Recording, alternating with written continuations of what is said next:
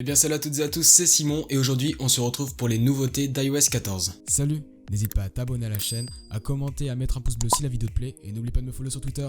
Bonne vidéo. Alors avant que cette vidéo commence, je vous propose de regarder la vidéo comment installer et télécharger iOS 14 ou iPadOS 14. Une vidéo qui est sortie la semaine dernière qui vous a pas mal plu directement via un site internet et depuis votre appareil. Numéro 1, les widgets. Les widgets, on les connaissait déjà sur l'écran de gauche, sur le home screen de l'iOS 13, sauf que maintenant on peut les créer partout, les déplacer là où on veut et surtout en créer de différentes tailles sur votre écran d'accueil. Ça permet d'accéder à plus d'informations sur une application mais sans l'ouvrir. Il existe jusqu'à 3 tailles de widgets différents, donc des widgets en carré faisant 4 icônes jusqu'au plus grand widget de 12 icônes en rectangle. Numéro 2, Translate. Apple a décidé de sortir son propre traducteur se nommant tout simplement Translate, en français traduction. Vous pouvez traduire des phrases par écrit mais aussi à l'oral. L'un des avantages de cette application, c'est que vous n'avez pas besoin de connexion internet pour l'utiliser puisque les fichiers sont directement téléchargés depuis votre téléphone. Le but à terme de cette application est de pouvoir inclure un mode conversation qui vous permettrait par exemple entre deux interlocuteurs de pouvoir traduire si la langue n'est pas la même. Numéro 3, App Library. La galerie d'applications. Donc cette application ou plutôt cette fonctionnalité d'Apple vous permet de trier toutes vos applications, sauf que cette fonctionnalité est dite intelligente puisqu'elle trie vos applications par thématique,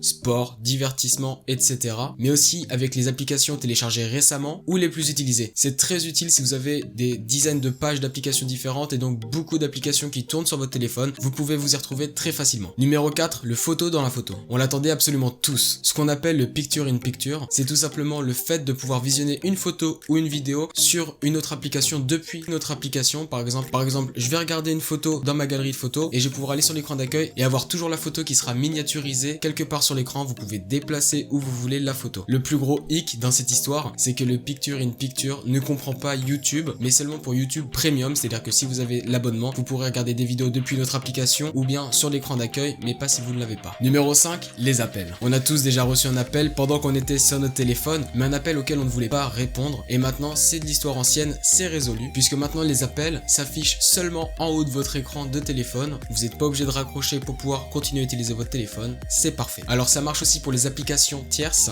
telles que Skype, WhatsApp, Snap, etc. qui fonctionnent un peu de la même pareille si vous recevrez des appels dans le futur avec iOS 14. Numéro 6, Siri. Siri fait lui aussi peau neuve avec un nouveau design comme celui des appels, un design beaucoup plus épuré et qui va vous permettre de rester sur l'application sur laquelle vous êtes sans avoir une image de Siri en grand puisque tout s'affiche en bas de votre écran. C'est beaucoup plus optimisé pour l'utilisation du téléphone et comme chaque année, Apple annonce que Siri a été amélioré puisqu'ils disent que ces 3 dernières années, Siri a appris 20 fois plus de faits, ce qu'ils appellent des faits, c'est-à-dire des connaissances qu'ils lui donnent. Numéro 7 et la dernière fonctionnalité, c'est le backtap. Donc le backtap est le fait de taper ou bien tapoter sur le dos de votre téléphone et celui-ci exécutera une fonction définie par l'utilisateur, une sorte de raccourci. Pour le moment, vous pouvez faire jusqu'à 2 raccourcis différents avec 2 tapotements ou bien 3. Donc vous pouvez, grâce au backtap, ouvrir une application, activer un widget ou bien activer des raccourcis Siri, vous pouvez faire tout ce que vous voulez. Cependant, cette nouveauté est accessible que pour les iPhone X et supérieurs, c'est bien dommage. Donc voilà, j'espère que cette petite vidéo sur les quelques nouveautés d'Apple et de l'iOS 14 vous fera plaisir. Si vous l'avez aimé, n'hésitez pas à liker et à commenter et on se retrouve bientôt pour une prochaine vidéo. C'était Simon, moi je vous dis à la prochaine.